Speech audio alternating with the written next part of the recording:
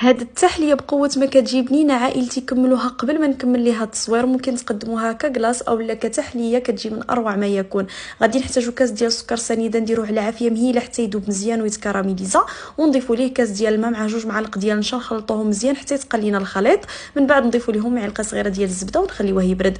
بالنسبه للطبقه الاولى غادي نحتاجو فيها هنا بسكوي اللي مفزق هكا في الحليب، غادي نديروه كطبقه اولى. والطبقه الثانيه غادي نحتاج فيها علبه ديال لاموس ديال الفاني مع نصف لتر ديال الحليب، نطلعوها مزيان بالباتور، نضيفوا عليها 2 علب ديال ديسير كريم كراميل، نخلطوهم مزيان ونضيفوهم كطبقه ثانيه. غادي نضيفوا طبقه ثالثه من البسكوي اللي مغمس في الحليب، وطبقه رابعه ديال الكريمه، ونزينوا بالبنان. ممكن نديروها في المجمد الا بغينا نقدموها ككلاص، اولا نديروها فقط في الثلاجه حتى تبرد لينا مزيان ونقدموها كتحليه. من بعد ما خرجناها من الثلاجه غادي نضيفوا ليها الصوص الكراميل اللي حضرنا في الاول، كتجي هكا شفافه وكتبين.